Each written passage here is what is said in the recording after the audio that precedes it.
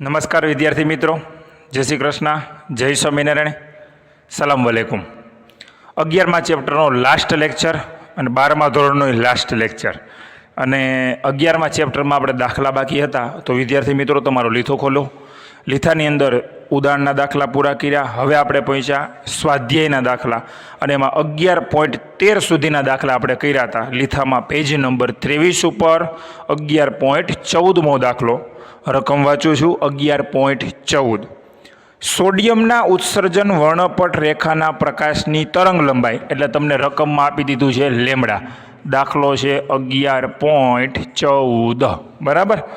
એની તરંગ લંબાઈ આપી 589 નેનોમીટર, એટલે 589 × 10⁻⁹ મીટર. તો ઇલેક્ટ્રોન અને ન્યુટ્રોનની કઈ ગતિ ઉર્જા, એટલે તમારે બે ગતિ ઉર્જા શોધવાની, ઇલેક્ટ્રોન માટે અને ન્યુટ્રોન માટે. આટલી તરંગ લંબાઈ મળશે. એટલે તમને ઊંધો પ્રશ્ન પૂછ્યો, આટલી તરંગ લંબાઈ હોય તો ઇલેક્ટ્રોન ન્યુટ્રોનની ગતિ ઉર્જા કેટલી? હવે આપણે ગતિ ઉર્જા શોધવી, તરંગ લંબાઈ આપી, તો સૂત્ર કઈ રીતે મેળવવું? તો આપણે એક કામ કરીએ. આપણી પાસે એક સૂત્ર છે કે પી જેટલું વેગમાન ધરાવતો હોય એવો કોઈ કણ હોય, પછી ઇલેક્ટ્રોન હોય, ન્યુટ્રોન હોય, કોઈ પણ કણ હોય, એનું વેગમાન હતું P = h/λ, તો એની તરંગ લંબાઈનું સૂત્ર થાય λ = h/p.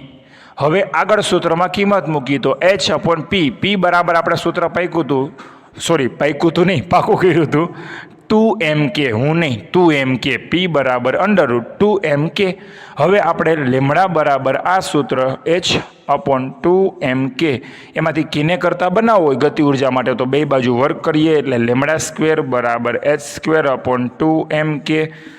તેથી k બરાબર થાય h²/2m λ². આ થઈ ગયું ગતિ ઉર્જાનું સૂત્ર. હવે બે પાર્ટ પાડીએ. પહેલાં લખીએ ઇલેક્ટ્રોન માટે. કોના માટે? ઇલેક્ટ્રોન માટે. ઇલેક્ટ્રોન માટે આ સૂત્ર લખી નાખીએ કે 1 = h²/2m λ². પણ બે માટે તરંગ લંબાઈ તો આની આ જ છે, એટલે λ1 ને બદલે રાખી દઈ લેમડા. મૂકીએ કિંમત, તો h એટલે 6.625 × 10⁻34, પાછો એનો શું થશે? વર્ગ, છેદમાં 2 × m. ઇલેક્ટ્રોનનું દળ એ આપ્યું ના હોય, ખબર હોવી જોઈએ. 9.1 × 10⁻31 કિલોગ્રામ. તરંગ લંબાઈ આપી 589 × 10⁻9, એનો પાછો સ્ક્વેર. આ જે જવાબ આવી પહેલાં આવશે જૂલમાં. હવે જો એને ઇલેક્ટ્રોન વોલ્ટમાં શોધ્યો હોય, ખબર નથી, જોઈને કહું, બરાબર. ઇલેક્ટ્રોન વોલ્ટમાં મેળવ્યો છે, પહેલાં આવશે જૂલમાં. જૂલમાં જવાબ આવશે એ આવશે 6.951 × 10⁻25 જૂલ. આટલી ઉર્જા મળે. હવે આ ગતિ ઉર્જાને તમારે ઇલેક્ટ્રોન વોલ્ટમાં કન્વર્ટ કરવી હોય તો 6.951 × 10⁻25 છેદમાં 1.6 × 10⁻19. હવે આ જો ઉર્જા આવી જાય ઇલેક્ટ્રોન વોલ્ટમાં, આ કિંમત મળશે તમને 4.344 × 10⁻6 ઇલેક્ટ્રોન વોલ્ટ. 10⁻6 ને માઇક્રો પણ કહેવાય, એટલે માઇક્રો ઇલેક્ટ્રોન વોલ્ટ પણ લખાય. હવે આવો જ દાખલો ફરી પાછો ગણવાનો. સેકન્ડ દાખલો હું નહીં ગણું, તમારા હોમવર્કમાં ગણવાનો, ન્યુટ્રોન માટે. આનું આ જ સૂત્ર, ડિફરન્ટ. h એટલો આવશે, લેમડા એટલો આવશે, માત્ર હું બદલી જાય દળ. કારણ કે ઇલેક્ટ્રોનનું દળ આપ્યું નથી 9.1 × 10⁻31, તો ન્યુટ્રોનનું દળ તમને ખબર હોવી જોઈએ 1.67 × 10⁻27 કિલોગ્રામ. આ ન્યુટ્રોનનું દળ. આ મૂકીને ન્યુટ્રોન માટે આવો જ દાખલો તમારે ગણવાનો. એકદમ ઇઝી દાખલો છે, માટે એક જ વખત ગણવા આપું છું, બરાબર છે વિદ્યાર્થી મિત્રો? આવડી જાય ને તો વાંધો નહીં. કે છેલ્લે કયો નહીં સાહેબ હજી મગજ નથી કામ કરતું. ભાઈ આમાં મગજ કામ કરવાની વાત જ નથી, થોડીક જ બુદ્ધિ વાપરવાની. આમાં તરંગ લંબાઈ આપી, ગતિ ઉર્જા શોધવાની હતી, બરાબર છે? તો ગમે એમ કહીને આપણે ગતિ ઉર્જાનું સૂત્ર એવું લઈ આવવાનું જેમાં તરંગ લંબાઈ આવતી હોય. ત્યાર પછી બેટા 11.15મો દાખલો આપણે ઓલરેડી થઈ ચૂક્યો છે, બરાબર, હોમવર્કમાં. એટલે સીધો 11.16મો દાખલો, 11.16 સ્વાધ્યાયનો. ચાલો, એક ઇલેક્ટ્રોન અને એક ફોટોન, બંનેની તરંગ લંબાઈ 1 નેનોમીટર છે. એટલે આમ લખાય ઇલેક્ટ્રોનની તરંગ લંબાઈ અને ફોટોનની તરંગ લંબાઈ 1 નેનોમીટર, એટલે 10⁻9 મીટર છે. બે માટે કોમન છે. તો પેલું તેમના વેગમાન, પછી બીજું પછી વાંચું, પહેલાં બેયના વેગમાન. તો બેટા બેયનું વેગમાન કોમન થાય. શું કામે? વેગમાન P બરાબર સૂત્ર હતું h/λ. બેય માટે h તો અચળ જ આવશે, બેય માટે લેમડા સરખા એટલે વેગમાન સરખા, તો બેયના વેગમાન સમાન થશે. 6.625 ગુણ્યા 10⁻34 છેદમાં 10⁻9. તો 6.625 ગુણ્યા -9 ઉપર જાય એટલે +9, એટલે 34માંથી 9 કાઢો એટલે 10⁻25 ન્યૂટન ઇન્ટુ સેકન્ડ. આ બેયનું વેગમાન કેવું આવશે? કોમન. પણ હવે પૂછ્યું છે બી, ફોટોનની ઉર્જા. ફોટોનની ઉર્જા, તો ફોટોનની ઉર્જા એને આપણે નામ આપી દઈએ EP વડે. કોના વડે? EP વડે. બરાબર, એમાં ખાલી લખ્યું છે, આપણે EP લખી. તો ફોટોનની ઉર્જાનું સૂત્ર હતું hc/λ. 6.625 10⁻34, c એટલે 3 ગુણ્યા 10⁸, લેમડા એટલે 10⁻9. તો ફોટોનની ઉર્જા પહેલાં જૂલ એકમમાં આવશે, એ આવશે 1.9875 ગુણ્યા 10⁻16 જૂલ. આ એવી જૂલમાં. હવે આને ઇલેક્ટ્રોન વોલ્ટમાં કન્વર્ટ કરવી હોય તો 1.9875 10⁻16 છેદમાં 1.6 ગુણ્યા 10⁻19. તો ઇલેક્ટ્રોન વોલ્ટમાં એનો જવાબ આવશે 1242 ઇલેક્ટ્રોન વોલ્ટ. બરાબર બેટા, આ એવી ફોટોનની ઉર્જા. આવી રીતે ત્રીજો દાખલો છે સી, ઇલેક્ટ્રોનની ગતિ ઉર્જા શોધવાનું કીધું છે. રકમ વાંચો જી, ઇલેક્ટ્રોનની ગતિ ઉર્જા આટલી તરંગ લંબાઈ માટે. તો ઇલેક્ટ્રોનની ગતિ ઉર્જા એને હું નામ આપું ke, અથવા આપણે E નામ આપીએ તો એટલે ઉર્જાનું નામ E પણ આપી શકાય. એનું સૂત્ર લગાડવાનું p²/2m, પણ અહીંયા p²માં વેગમાન તમારી પાસે ઇલેક્ટ્રોનનું ઓલરેડી આપેલું છે 6.625 ગુણ્યા 10⁻25 નો સ્ક્વેર, 2 ગુણ્યા ઇલેક્ટ્રોનનું દળ 9.1 ગુણ્યા 10⁻31 કિલોગ્રામ. આ ઉર્જા પહેલાં જૂલ એકમમાં આવશે અને એ આવશે 2.412 ગુણ્યા 10⁻19 જૂલ. હવે બેટા આને 1.6 ગુણ્યા 10⁻19 વડે ભાગી નાખો એટલે ઇલેક્ટ્રોન વોલ્ટમાં આવે. બરાબર બેટા, આ દાખલો પણ એકદમ ઇઝી છે, પણ આમાંથી એક મસ્ત પોઈન્ટ લીધા જેવો છે. બેટા ઇલેક્ટ્રોન અને ફોટોન બંને કણ તરીકે વર્તે છે, બંનેના વેગમાન સમાન હોય છે. ત્યારે બેયની ગતિ ઉર્જા ચેક કરો જી. આની એવી 1242 ઇલેક્ટ્રોન વોલ્ટ અને આની ઇલેક્ટ્રોન વોલ્ટમાં બોલું એટલે તમને ખ્યાલ આવે 1.5075 ઇલેક્ટ્રોન વોલ્ટ. તમે ખાલી બેટા બેયની ગતિ ઉર્જાનું માર્કિંગ કરો. ફોટોનની ગતિ ઉર્જા ઇલેક્ટ્રોનની ગતિ ઉર્જા કરતાં વધારે એવી છે. જોવો જી, એનો અર્થ એવો થયો, આવો પોઈન્ટ યાદ રખાય, એક માર્કમાં MCQ કામ આવે કે ફોટોન અને ઇલેક્ટ્રોનના વેગમાન સમાન હોય તો ઉર્જા કોની વધુ હોય? તો કે ફોટોનની ઉર્જા વધુ હોય. કોની ઉર્જા વધુ હોય? ફોટોનની. રાઈટ બેટા? ચાલો 11.17મો દાખલો, ઇઝી દાખલો છે. આવી જાવ એના પછીના દાખલામાં 11.17. ચાલો બધા દાખલા એક વાર ગણશો તો આવડી જવા, ઇઝી છે એટલે એકવાર આપું છું. દાખલા નંબર 11.17. ચાલો પેલો દાખલો, ન્યુટ્રોન કેટલી ગતિ ઉર્જાથી, એટલે સીધું છે ન્યુટ્રોનની ગતિ ઉર્જા શોધવાની, એટલે Kn નામ આપું, મજા આવે. એટલે કેટલી ઉર્જાથી, કેટલી ગતિ ઉર્જા તેની સાથે સંકળાયેલી ડી બ્રોગલી તરંગ લંબાઈ, ડી બ્રોગલી તરંગ લંબાઈ આપી છે એ 1.40 ગુણ્યા 10⁻10 મીટર હશે. તો તમારે શોધવાની છે ન્યુટ્રોનની ગતિ ઉર્જા. ન્યુટ્રોનની ગતિ ઉર્જા શોધવું હોય તો આપણે એક કામ કરી, ગતિ ઉર્જાનું સૂત્ર હતું p²/2m, જ્યાં m ન્યુટ્રોનનું દળ, p ન્યુટ્રોનનું વેગમાન આપણે બધા જાણીએ છીએ. હું અહીં સાઈડમાં રાખી દઉં, p બરાબર થાય h/λ, લેમડા બરાબર h/p, તો p બરાબર h/λ. તો p બરાબર h/λ મૂકું તો h²/λ², આ 2m ને m. બસ મંડો કિંમત મૂકવા, 6.625 ગુણ્યા 10⁻34 હોલ સ્ક્વેર અપોન 2, ન્યુટ્રોનનું દળ 1.67 ઇન્ટુ 10⁻27 ગુણ્યા લેમડા સ્ક્વેર એટલે 1.40 ગુણ્યા 10⁻10 નો સ્ક્વેર. ન્યુટ્રોનની ગતિ ઉર્જા આવશે, ન્યુટ્રોનની ગતિ ઉર્જા એ આવશે જૂલ એકમમાં 6.704 ગુણ્યા 10⁻21 જૂલ. હવે આને ઇલેક્ટ્રોન વોલ્ટમાં ફેરવવી ફરજિયાત છે. આપણે બધા દાખલાની અંદર આવું કર્યું છે. એટલે હવે આગળ નથી આવતો, આને ભાંગા 1.6 ગુણ્યા 10⁻19 કરો એટલે ઇલેક્ટ્રોન વોલ્ટમાં આવે. ગણતરી સાથે કરી શકશો. એમાં ને એમાં બીજો દાખલો છે, દાખલો બી. વાંચીએ. આ ઉપરાંત 300 કેલ્વિન તાપમાને ટી બરાબર 300 કેલ્વિન તાપમાને દ્રવ્ય સાથે તાપીય સંતુલનમાં રહેલા 3/2 કેબીટી 11મું ધોરણ આટલી સરેરાશ ગતિ ઉર્જા ધરાવતા ન્યુટ્રોન માટે ડી બ્રોગલી તરંગ લંબાઈ કેટલી હશે? તમારે શોધવું છે ડી બ્રોગલી તરંગ લંબાઈ આટલી ગતિ આટલા તાપમાન માટે. તો ઊંધો દાખલો પાડી. તરંગ લંબાઈનું સૂત્ર હતું લેમડા બરાબર h/mv અથવા લેમડા બરાબર h/p. તો તમારે પહેલાં તો આ તાપમાને ગતિ ઉર્જા શોધવી પડે, કારણ કે p બરાબર આપણે અંદર મૂકશો √2mk. આપણે આમ મૂકતા હતા ને, આપણું સૂત્ર હતું h/√2mk.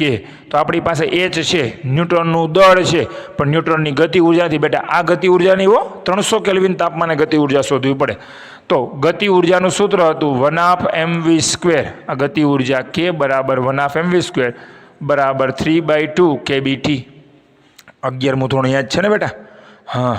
તો ગતિ ઉર્જા થાય 3/2 kb એટલે 1.38 ગુણ્યા 10⁻23 ઘાત કેબી બોલ્ઝમેનનો અચળાંક. એનું મૂલ્ય અહીંયા આપેલું નથી, આપણે યાદ હોવું જોઈએ. 1.38 આપણે બહુ પાકું કર્યું. 1.38 ગુણ્યા 10⁻23 ઘાત અને ટી એટલે 300, એટલે આ ઉર્જા જૂલ એકમમાં તમને મળશે 6.21 ગુણ્યા 10⁻21 ઘાત. 6.21 ગુણ્યા 10⁻21 ઘાત જૂલ.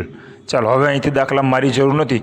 લેમડા બરાબર h/√2mk, એમાં h બરાબર 6.625 10⁻34 m ન્યુટ્રોનનું દળ 1.67 ગુણ્યા 10⁻27 ઘાત અને k બરાબર આ મૂકવાનું એટલે તમારી તરંગ લંબાઈ મળે.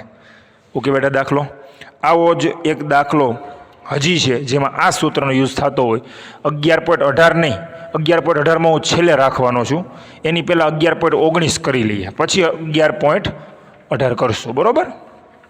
ચાલો પહેલાં એક દાખલો પાછળ વહી જાઓ. 11.19મો દાખલો, કારણ કે આ જ સૂત્રને રિલેટેડ દાખલો છે એટલા માટે. બરાબર? વાંચીએ. છેલ્લો દાખલો 26 નંબરના પેજ ઉપર.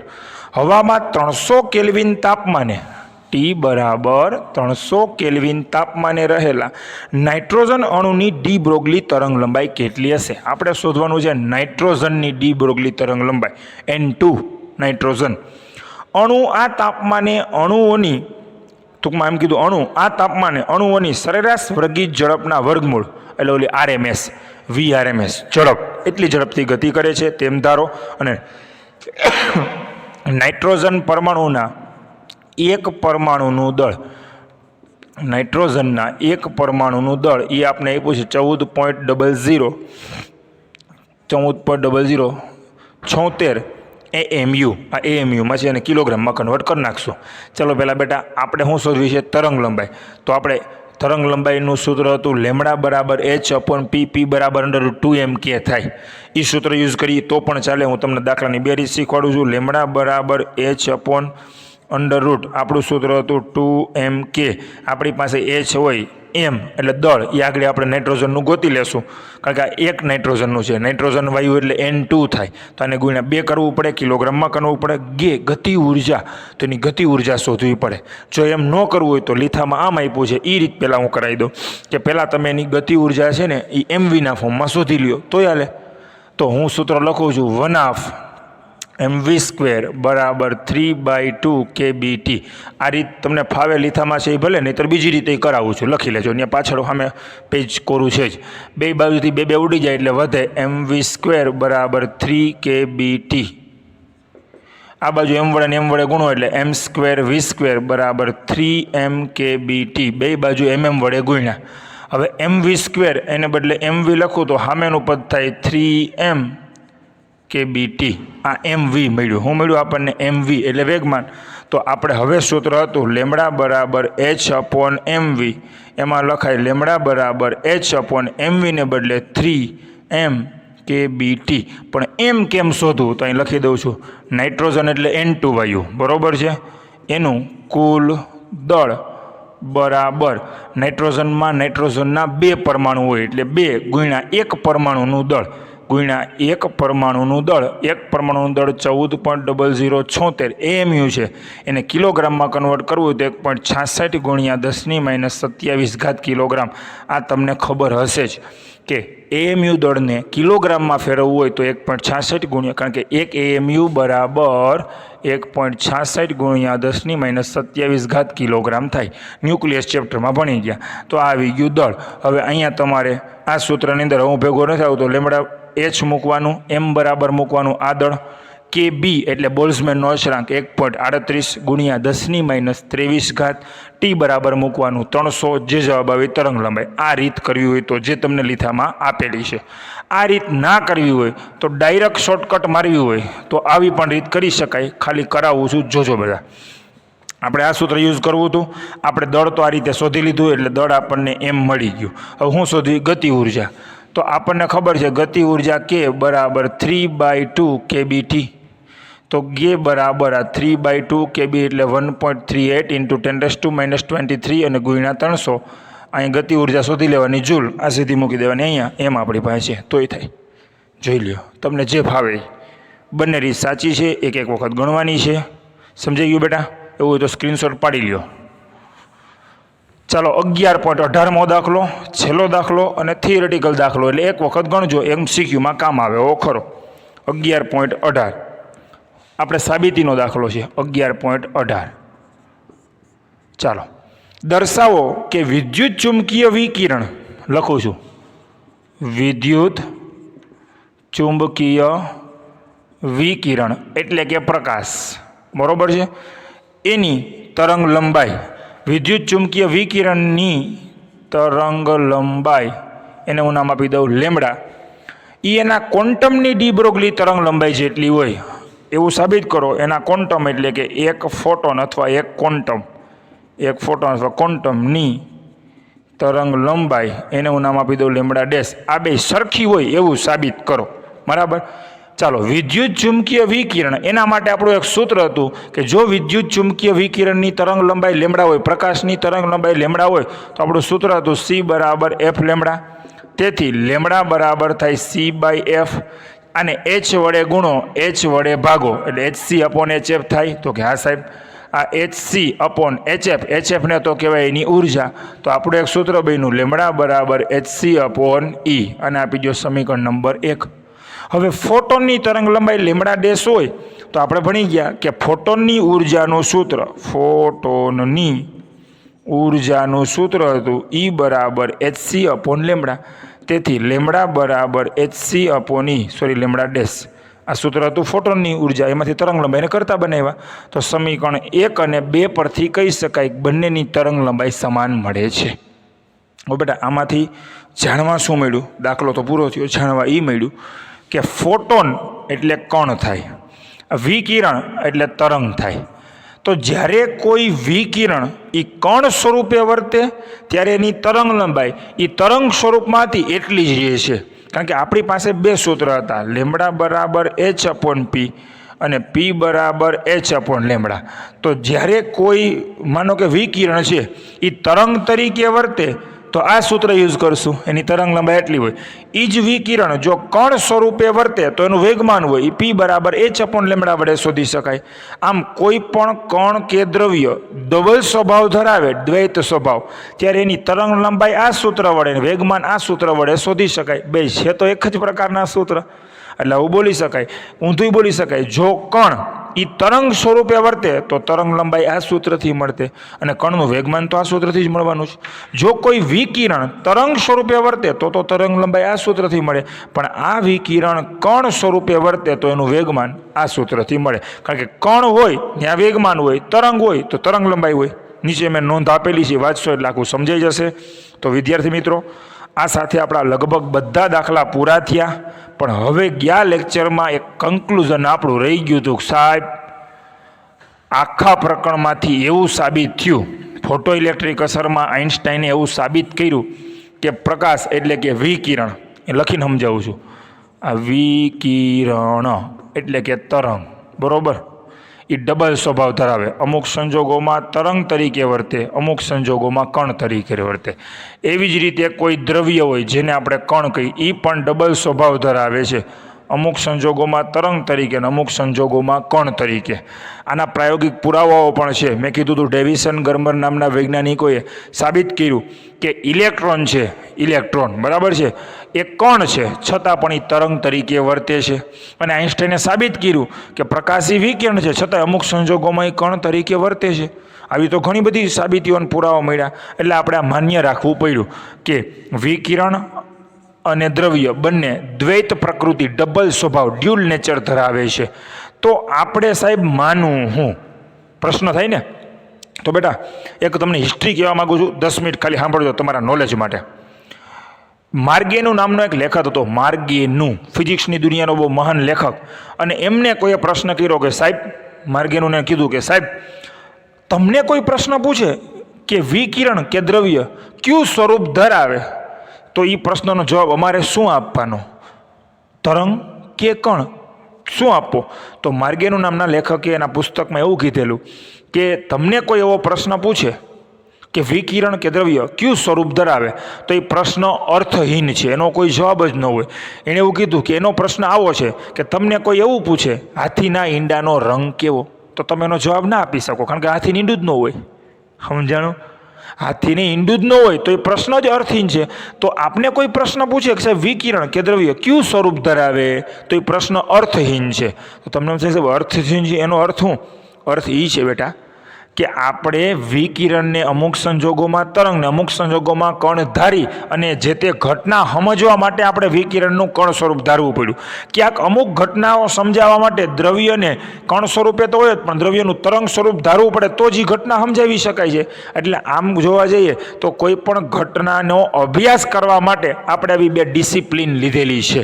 બરાબર છે. એનું એક જબરદસ્ત ઉદાહરણ આપી અને પછી આજનો લેક્ચર પૂરો કરું છું કે તમને કોઈ એવો પ્રશ્ન પૂછે કે વિકિરણ એ કયું સ્વરૂપ ધરાવે, દ્રવ્ય કયું સ્વરૂપ ધરાવે, તો એ પ્રશ્ન છે ને એ અગત્યનો નથી. શું કામ અગત્યનો નથી? એનો એક મસ્ત ઉદાહરણ આપું, ખાસ સિરિયસલી વિચારજો. માની લો કે આપણો એક ભાઈ છે, નાનો ભાઈ. સાંભળો છો ને બધા?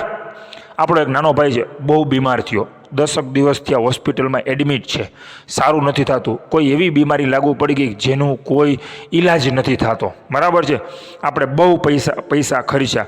જુનાગઢના ડૉક્ટરોએ કીધું કે હવે આને બીજી હોસ્પિટલ, આપણે અમદાવાદ ને બરોડા ને બોમ્બે, છેલ્લે મુંબઈની ને એવી સારી હોસ્પિટલ હોય એની અંદર ખર્ચો કર્યો, મહિનો દિવસ રોકાણા, પણ કાંઈ ફેર પડે નહીં.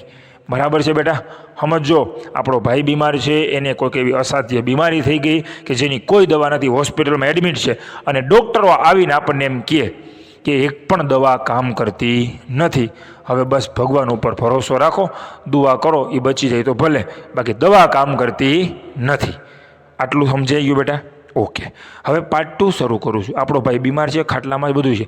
આવા સંજોગોમાં આપણે 1 મહિનાથી સતત ડૉક્ટરો પાછળ છીએ, હોસ્પિટલ પાછળ છે, ખર્ચા સામું નથી જોયું કે બચી જતો હોય તો 5, 10 લાખ, 25 લાખ ભલે વધારે ખર્ચવા પડે, આપણે એની માટે તૈયારી કરીને બેઠા છીએ, છતાં પણ કોઈ ફેર નથી પડતો. એવા સંજોગોમાં કોક આવીને તમને એમ કહે કે જૂનાગઢમાં ભવનાથમાં લંબે હનુમાન દાદાનું મંદિર છે, ત્યાં તમે એકવાર જાઓ, દર્શન કરી આવો, શ્રીફળ વધારી આવો, તેલ ચડાવી આવો અને સાચા દિલથી દુઆ માગી આવો, ભાઈ તમારો બચી જાય કદાચ.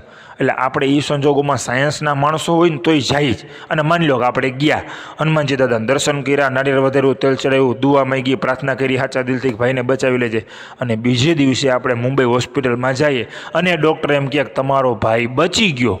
તમારા ભાઈને એકદમ ઇઝી, બધું રેડી થઈ ગયું, બધું કંટ્રોલમાં આવવા માંડ્યું, 4-5 દિવસમાં તમારો ભાઈ હરતો ફરતો થઈ ગયો, અને 5 દિવસ પછી હોસ્પિટલમાંથી રજા પડી ગઈ, રજા આપી દીધી, ઘરે એવા ભાઈ કમ્પ્લીટ પહેલાં જેવો જ થઈ ગયો, હાવ કમ્પ્લીટ રેડી, નરવો નરડી નાયર જેવો હાઈ ક્લાસ થઈ ગયો. બરાબર? હવે સાંભળજો. હવે 15 દિવસ પછી ભાઈ કમ્પ્લીટ હાલવા માંડ્યો, વ્યવસાય કરતો હોય, ભણતો હોય તે માંડ્યો, ભણવાનું બધું કરવા રેગ્યુલરની જેમ જીવન જીવવા માંડ્યો. પછી આપણા સગા સંબંધી, સ્નેહીજનો, મિત્ર મંડળ, આજુબાજુવાળા ને આજુબાજુવાળીઓ, એ બધા આપણી ખબર કાઢવા આવે ભાઈની કે ભાઈ તો હાવ સિરિયસ હતો, બચી ગયો, અને આમ પૂછવા આવે ને. તો માની લો કે આપણી ઘેરે ભાઈ આજુબાજુવાળા કોઈક સગા સંબંધી આપણે પૂછવા આવ્યા, ખબર અંતર પૂછવા આવ્યા, એ બેઠા હોય, એ તમને એક જ સવાલ કરશે કે તમારો ભાઈ બચી ગયો? તો કે હા. તેવું શું થયું તી બચી ગયો? એટલે તમે હલવા હો. શું કામ હલવા હો? સાંભળજે બેટા, હવે એનો પ્રશ્ન સાંભળજે. કારણ કે ડૉક્ટરોએ એવું કીધું હતું કે એક પણ દવા કામ કરતી નથી, તમારો ભાઈ બચવાની શક્યતા ઓછી છે. છે જ નહીં, અમે કહી દીધું હતું. એટલે આપણને પહેલી નજરે એમ લાગે કે દવા તો કામ કરી નથી. રાઈટ? ઓકે. બીજું, તમે હનુમાનજી દાદાના મંદિરે ગયા હતા, લંબે હનુમાન, ત્યાં દુઆ માંગી અને ભાઈ બચી ગયો, એ 100%ની વાત છે. પણ આપણે કોઈને એમ કહી કે દવા કામ નથી કરી, ભગવાનની દુઆ કામ કરી ગઈ અને ભાઈ બચી ગયો, તો આપણે ખુદ માનીએ નહીં કે જો ખાલી એક શ્રીફળ વધારવાથી ભાઈ બચી જતો તો દુનિયાની બધી હોસ્પિટલો બંધ ન થઈ જાય. સમજ્યા જેવી વાત છે ને? તો આપણે ખુદ હલવાઈ ગયા પ્રશ્નમાં. એક તો સાયન્સના માણસો, એટલે આપણે તો વિશ્વાસ ના કરીએ કે ભાઈ હનુમાન દાદાને 25 રૂપિયાનું નારિયેળ વધારી દીધું ને 10 રૂપિયાનું તેલ ચડાવી દીધું તો હું ભાઈ બચી ગયો. હવે દવા કામ નથી કરતી, દુઆ કામ કરી ગઈ, એટલે આપણે ન્યા આવીને હલવાઈ. એમાંય ન કહેવાય કોઈને કે ભાઈ હનુમાન દાદાને મંદિરે શ્રીફળ વધારે એટલે બચી ગયો. એમાંય ન કહેવાય કે દવા કામ કરી, કારણ કે ડૉક્ટરે ના પાડી દીધી હતી. તો આપણે કેવા હલવાણા? તો બધા આવીને તમને પ્રશ્ન પૂછશે, દવાથી બેચો કે દુવાથી બેચો, દવાથી બેચો કે દુવાથી બેચો, દવાથી બેચો કે દુવાથી બેચો, દવાથી બેચો કે દુવાથી બેચો. ત્યારે આપણા મોઢામાંથી એક જ ઉદ્ગાર નીકળશે, એ મૂકો ને ભાઈ, દવાથી બેચો કે દુવાથી બેચો, મારે તો ભાઈ બચી ગયો એનાથી મતલબ હતો. થઈ લાઈટ કાંઈ? દવાથી બેચો કે દુવાથી બેચો, એ 2 નંબરનો પ્રશ્ન છે. આપણા મતલબ કેનાથી હતો? અમારો ભાઈ બચી જવો જોઈએ. સમજી ગયા? પ્રશ્ન એ જ છે. વિકિરણ દ્રવ્ય તરીકે, વિકિરણ તરંગ તરીકે વર્તે કે કણ તરીકે વર્તે? ગામમાં પ્રશ્ન કરે, આપણને પ્રશ્ન થાય કે વિકિરણ તરંગ સ્વરૂપ ધરાવે કે કણ સ્વરૂપ ધરાવે? તો મહત્વનું એ નથી કે વિકિરણ તરંગ સ્વરૂપ ધરાવે કે વિકિરણ કણ સ્વરૂપ ધરાવે. મહત્વ એ છે કે ફોટો ઇલેક્ટ્રિક અસર, કોમ્પટન અસર આપણને નહોતી સમજાતી, સમજાઈ ગઈ ને કણ સ્વરૂપ ધારીને. વિકિરણ કણ સ્વરૂપે ધારી અને ઘટના આઈન્સ્ટાઈને સમજાવી દીધી ને તો કે હા. કોમ્પટન અસર સમજાવી દીધી ને તો કે હા. વ્યતિકણ વિવર્તન ધ્રુવીભવન એમાં તરંગ સ્વરૂપ આવે છે, જ્યારે અમુક જગ્યાએ કણ સ્વરૂપ આવે, સમજાવી દીધી ને બસ. આપણે મતલબ ઘટના સમજવાથી હતો, પછી કણ તરીકે વર્તે તરંગ તરીકે, આપણે એનાથી થોડો મતલબ છે. હવે મગજમાં બેઠું, ભાઈ છે દવાથી બેચો કે દુવાથી બેચો, આપણે એનાથી મતલબ નથી. ભલે દવા કામ કરી હોય, દુવા કામ, વોટ એવર જે હોય તે, પણ આપણે તો ભાઈ બચી ગયો એનાથી મતલબ હતો.